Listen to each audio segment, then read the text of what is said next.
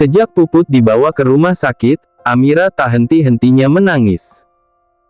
Dia benar-benar merasa shock dengan kejadian yang baru saja menimpa dirinya dan Puput. Dia sama sekali tidak menyangka jika seorang penyusup bisa masuk begitu saja ke rumah mereka. "Sayang, tenangkan dirimu. Aku ada di sisimu untuk menemanimu," kata Nicholas memeluk erat istrinya. "Apa kita perlu pergi ke psikolog? Agar kau bisa lebih tenang. Aku takut kejiwaanmu terguncang," ujar Nicholas tampak serius.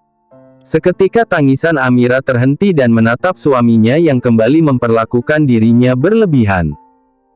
"Kejiwaanku memang sudah terguncang sejak lama, karena menghadapi sikapmu yang berlebihan," ujar Amira sambil mengelap ingusnya ke jas Nicholas.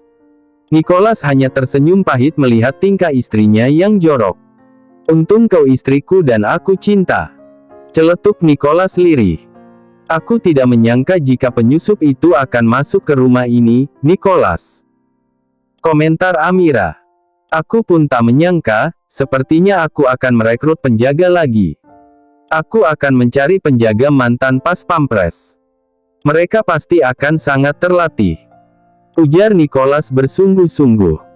"Apakah kita juga perlu memasang semacam ranjau di sekitar rumah kita untuk menghalau penyusup masuk?"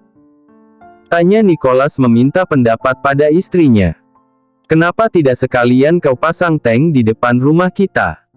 ketus Amira menanggapi sikap suaminya yang kumat lagi overprotektifnya. "Apakah itu perlu, sayang?" sahut Nicholas menanggapi sungguh-sungguh celetukan Amira. Tak ada lagi air mata yang mengalir di pipi Amira. Air mata itu sudah mengering dengan sendirinya, berganti dengan sikap kesal menanggapi sikap suaminya. Sepertinya ini jauh lebih mempan menjadi terapi bagi Amira, daripada harus membawa Amira ke psikolog.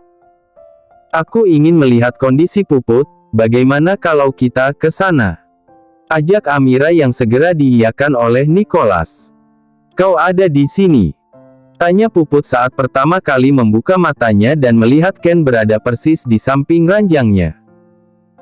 Ken yang sejak tadi sengaja menggeser kursinya untuk duduk di samping pembaringan Puput sambil tertidur bersandar pada punggung kursi, seketika bangun saat mendengar suara lemah milik Puput. "Akhirnya kau bangun juga. Kau pingsan atau tertidur? Kenapa lama sekali?" protes Ken.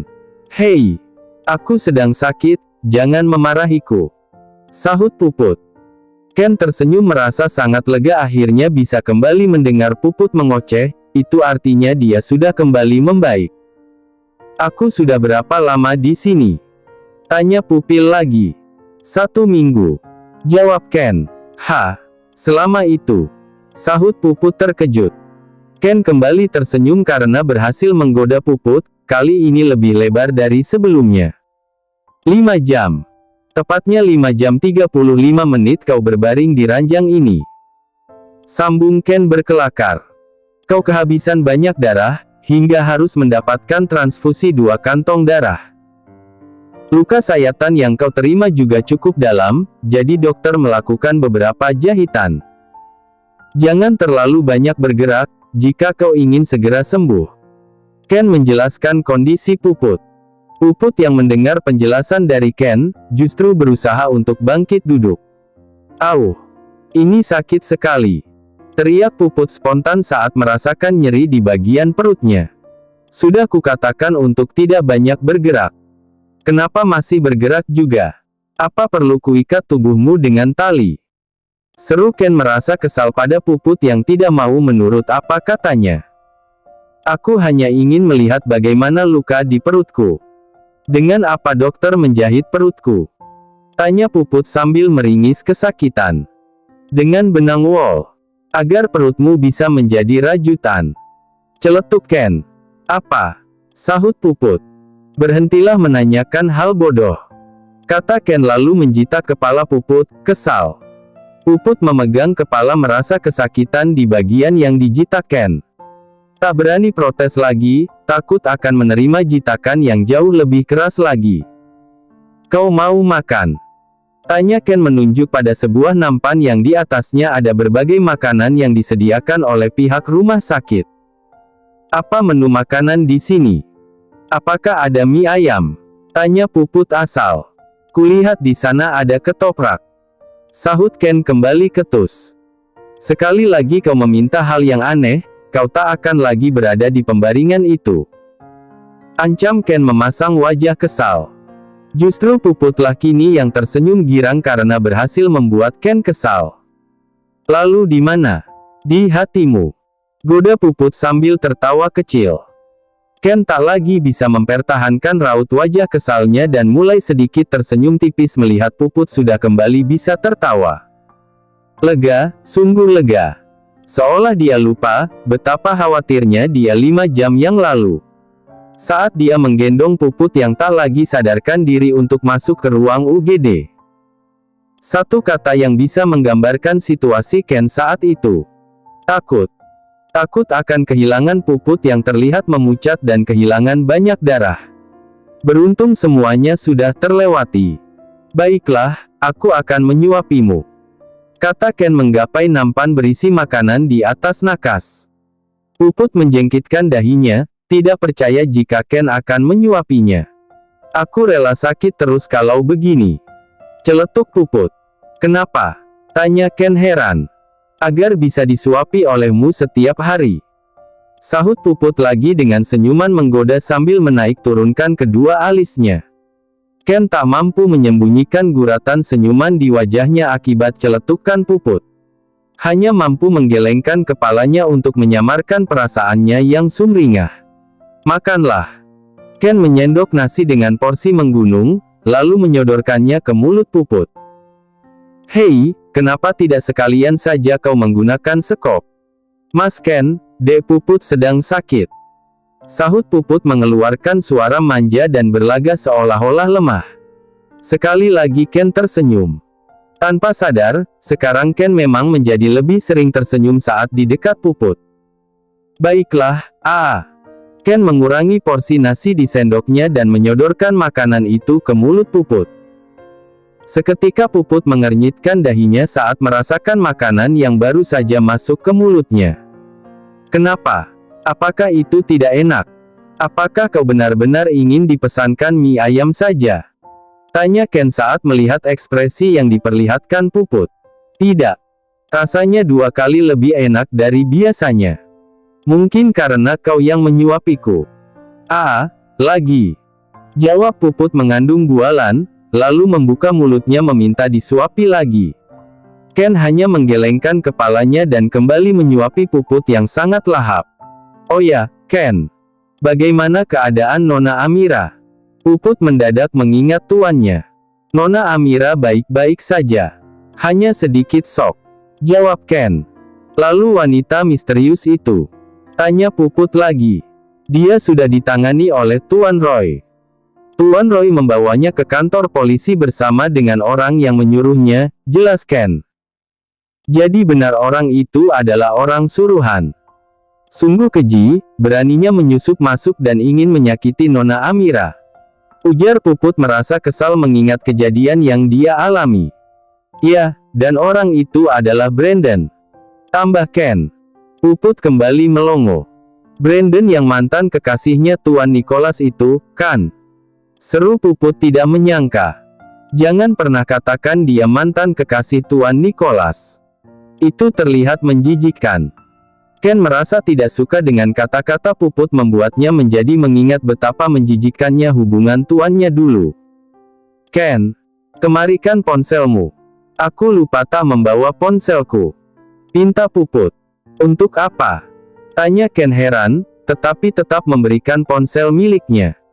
Aku hanya ingin tahu bagaimana rupaku saat ini. Apakah makeup upku masih stay on? Tanya Puput sambil menekan kamera di ponsel Ken. Astaga.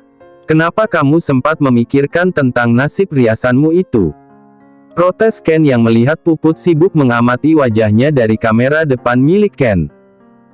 Aku harus tetap tampil cantik, agar laki-laki yang aku incar terpesona kepadaku.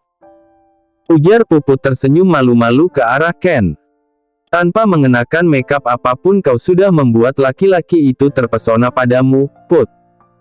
Sahut Ken sambil tersenyum penuh arti ke arah Puput. Puputlah kini yang mengernyitkan keningnya, merasa aneh dengan sikap Ken. Seolah Ken sudah tahu siapa laki-laki yang selama ini sedang dia incar. Dari mana kamu tahu jika laki-laki itu tetap terpesona padaku? Memangnya kamu tahu siapa laki-laki itu? Tanya Puput penasaran. Tahu, jawab Ken.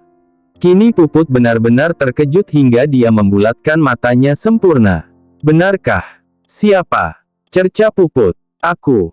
Ken begitu mantap menjawab pertanyaan Puput sambil tersenyum lebar. Sangat manis. Puputlah kini merasa tercengang, benar-benar tidak menyangka jika Ken akan mengatakan hal demikian. Sejenak Puput mematung, bahkan mulutnya terbuka lebar. Namun, seketika dia berusaha mengembalikan kesadarannya. Hahaha, kau terlalu percaya diri, Ken. Kata Puput lagi tak ingin tertangkap basah jika selama ini dia sudah mengincar Ken. Harga dirinya akan hancur. Seketika senyuman di wajah Ken lenyap. Wajahnya berubah memerah, karena merasa malu dan terasa canggung. Ayolah, Put. Akui saja. Aku, kan yang kau incar selama ini. Aku sudah tahu semuanya. Ujar Ken mendorong Puput untuk menggakuinya. Puput masih terdiam menatap dalam wajah Ken. Ada rasa aneh di dalam hatinya, bahagia, lucu, malu, campur aduk menjadi satu. Put, katakan, benar kan? Ayolah.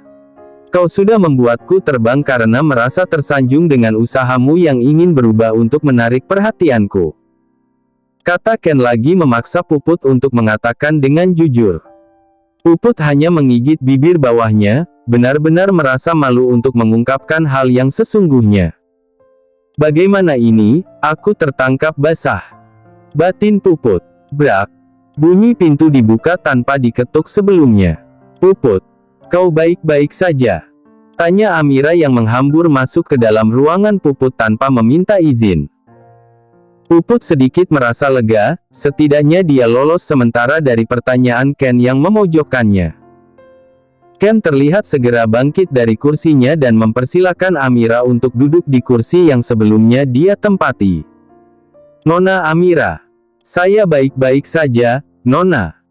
Hanya saja, mungkin saya belum bisa menemani Anda untuk beberapa hari ke depan, sahut Puput. Tidak apa-apa Put, kau harus banyak istirahat. Ken akan ikut cuti untuk menemani kamu selama kamu di rumah sakit, oke? Kata Amira lagi, lalu menoleh pada Ken dan suaminya yang berada tepat di belakangnya. Sayang, kenapa kamu membuat keputusan tanpa meminta izin dariku? Aku tidak bisa bekerja tanpa Ken, protes Nicholas. Kau memiliki banyak pekerja. Kau bisa memilih salah satu yang paling kompeten untuk menggantikan Ken beberapa waktu, bukan? Biarkan Ken beristirahat sambil menjaga Puput. Kasihan dia tak pernah mengambil jatah cutinya, oke? Tanya Amira, tepatnya pertanyaan yang tidak membutuhkan jawaban. Karena itu terdengar sebagai sebuah keputusan yang tidak bisa diganggu-gugat oleh siapa. Mutlak. Astaga. Baiklah, mulai kapan Ken akan cuti? Tanya Nicholas pasrah dengan keputusan Amira. Hari ini. Apa? Nicholas terkejut dengan keputusan mendadak yang diberikan oleh istrinya. Namun, tetap saja dia tidak bisa menolak sama sekali. Baiklah kalau begitu, biarkan aku dan Ken pergi, kata Nicholas meminta izin pada istrinya yang segera dijawab dengan anggukan. Ayo Ken, kita akan mempersiapkan semua hal sebelum kau cuti. Titah Nicholas pada Ken yang juga sama terkejutnya dengan keputusan mendadak dari Amira. Baik, Tuan.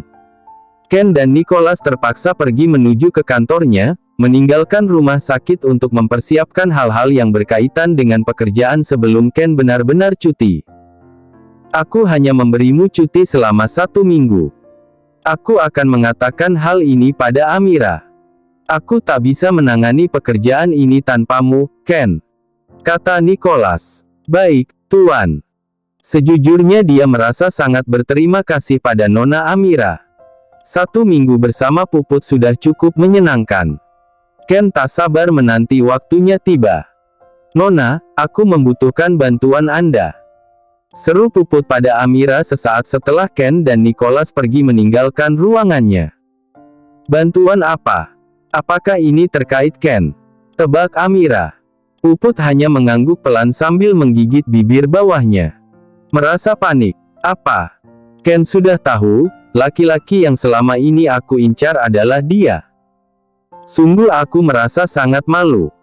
Tolong kirim aku ke suatu tempat yang tidak terlihat, agar aku tak perlu lagi melihat Ken," sahut Puput menutupi wajahnya dengan kedua tangannya. "Puput, kau ini bagaimana? Seharusnya kamu senang, jika Ken sudah tahu perasaanmu maka kalian hanya perlu saling mengungkapkan rasa, lalu menjadi sepasang kekasih. Begitu kan?" kata Amira sambil memaksa Puput membuka wajahnya.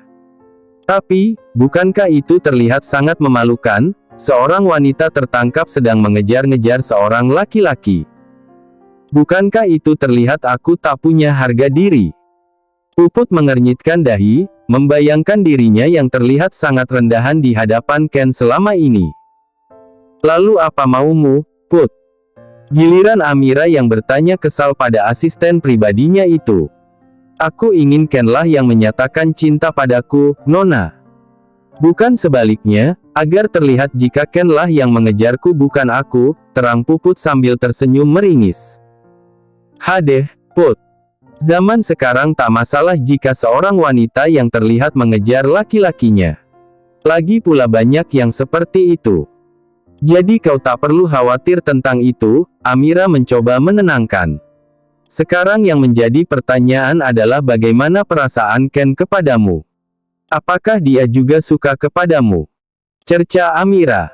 Puput sejenak terdiam, menyadari jika dia melupakan sesuatu yang penting. Karena terlalu sibuk menutupi perasaannya, dia sampai lupa bagaimana perasaan Ken kepadanya. Apakah Ken juga merasakan hal yang sama? Puput hanya menggelengkan kepalanya. "Astaga Put, kau tidak menanyakannya tadi. Kenapa? Itu momen langka yang entah kapan akan datang lagi kepadamu," ujar Amira menyalahkan Puput. Puput hanya mengernyit sembari tersenyum kecut. Merasa menyesal, tetapi dia berjanji dalam dirinya untuk menanyakan hal ini pada Ken nanti. Sementara di tempat lain, Ken dan Nicholas masih sibuk dengan berkas-berkas yang akan dibutuhkan untuk agenda 1 minggu ke depan. "Ken, jangan lupa berkas untuk meeting dengan Tuan Albert hari Selasa," titah Nicholas. "Baik, Tuan." Ken mendadak mengingat sesuatu di tengah kesibukannya. Siapa lagi jika bukan Puput? Tuan," ujar Ken pada Nicholas yang terlihat sibuk. "Ya, boleh saya bertanya di luar pekerjaan ini?" tanya Ken ragu. "Apa? Anda pernah berkata jika Puput menyukai salah satu orang yang bekerja dengan Anda. Apakah Anda tahu siapa namanya?" tanya Ken berharap tuannya mau mengungkap identitas orang itu. Nicholas sejenak memandang ke arah Ken sebelum benar-benar menjawab. "Iya, aku sangat kenal orangnya," jawab Nicholas mantap. Seketika Ken tersenyum lebar, merasa jika jawaban Nicholas mengarah padanya. "Apakah orang itu saya, Tuan?" Ken memberanikan diri untuk bertanya lebih rinci lagi. Nicholas kembali menatap dalam asisten pribadinya itu. "Hahaha. Kau terlalu percaya diri, Ken. Bagaimana bisa kau menebaknya begitu?" "Hahaha," sahut Nicholas yang tertawa begitu renyah. Nicholas sengaja tidak ingin membocorkan identitas orang yang disukai oleh Puput. Masih teringat jelas di otaknya, bagaimana Amira sangat marah padanya saat tahu dia akan membocorkan orang yang disukai oleh Puput. Beruntung Ken menabrak kucing, hingga Nicholas tak sampai keceplosan mengatakan siapa orang itu. Tapi tetap saja Nicholas mendapat hukuman atas aksinya. Tidak mendapatkan jatah dari Amira selama 2 hari. Sungguh itu sangat menyiksa Nicholas yang hiperaktif. Selama itu juga dia terpaksa bermain solo. Bukan begitu, Tuan. Saya hanya menebak saja, karena gelagat Puput terlihat aneh saat bersama dengan saya, ucap Ken berusaha membela diri dari rasa malunya. Sial kau Puput. Kenapa kau tak mengaku saja? Umpat Ken lirih, merasa kesal pada bayangan Puput, hingga dia sendiri yang harus mencari tahu siapa yang disukai Puput. Sayang, aku sudah selesai dengan urusanku. Mari kita pulang, aku lelah sekali. Kata Nicholas yang tiba-tiba muncul di ruangan Puput bersama Ken. Baiklah, sahut Amira. Ingat Put, kau harus menanyakannya. Lalu kalian saling menggakui dan jadian. Sungguh sangat indah. Bisik Amira girang pada Puput sebelum benar-benar meninggalkan ruangan itu. Puput hanya tersenyum malu-malu melihat tingkah bosnya, lalu melirik ke arah Ken yang memasang wajah datar seperti biasanya. Kini hanya tersisa Ken dan Puput, setelah Amira dan Nicholas benar-benar pergi. Ken, bisa tolong ambilkan aku air putih? Pinta Puput beralasan agar Ken mendekat kepadanya. Tanpa mengatakan hal apapun, Ken segera mengambilkan air mineral untuk Puput. Wajah Ken terlihat dingin, dia masih kesal dengan Puput yang membuatnya malu di hadapan tuannya, karena dianggap terlalu percaya diri. Ken hendak pergi meninggalkan Puput setelah menyodorkan air mineral, segera dicegah oleh Puput. Ken, boleh aku bertanya sesuatu? Apa? Ini tentang pertanyaanmu tadi pagi. Tentang laki-laki yang aku sukai. Kata Puput ragu. Ken menatap ke arah Puput, menunggu kalimat selanjutnya yang mungkin adalah sebuah penggakuan. Ken sangat mengharapkan itu.